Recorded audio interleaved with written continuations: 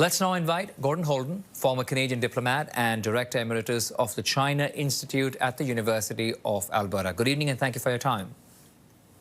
Good evening. Thank you. So what is the potential here for progress? Well, the meeting ups the potential for progress, to be sure. 8 years is a long time without a visit between the top leaders, without a full visit between the two. None of this is easy because for the Canadian Prime Minister, there are domestic considerations and considerations of our relations with the United States, particularly if we were to tamper with the 100% tariff on EVs. On the other hand, if we can't reduce that Chinese tariff on our canola products and seafood and pork, a lower tariff on pork, if we can't reduce some of that, those agricultural producers, mostly in Western Canada, and the seafood and from the Maritimes will be disappointed.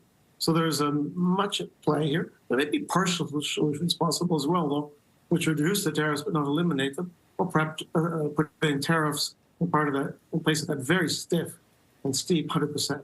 Right. Let me ask you about where do you think are the common grounds for these two countries as these two leaders get together? Well, the common ground, I think, is clearly a desire to improve the relationship. Canada has traditionally had, that is until early in this century, a strong relationship with China in political terms, good relationships in general between Canadian leaders and Chinese top leaders, the presidents and prime ministers, that evaporated, particularly with the deaths of the two Michaels and Meng Wanzhou, and that rebuilding of a positive relationship between the top leaders can also signal to the ministers and officials on both sides that they can begin to make progress on other files. I think when the signals from the top are bad, it's tough for the officials and ministers to make progress. So we might see, maybe not during this visit, but in the months that follow, some further progress in addressing some systematic issues. What about the other issues which are also important where national security and foreign interference is concerned, Gordon? Do you believe that may come up as these leaders meet? Because CSIS has made it very clear that China continues to be the first threat when it comes to Canada's sovereignty.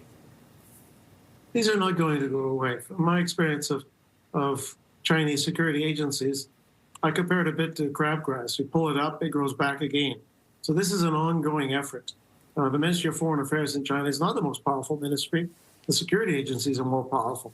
But the top leader, that is Xi Jinping, can control those agencies, and he and his immediate officials can help avoid, one would hope, egregious interference in our political affairs or actions against Canadian citizens on our own territory. But this is something which takes ongoing effort, communication, pushing back.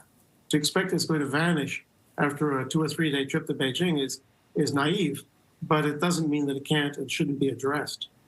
Okay, we'll leave it at that tonight then. Gordon Holden, former Canadian diplomat and Director Emeritus of the China Institute at the University of Alberta. Thank you for your time and expertise, sir. Thank you.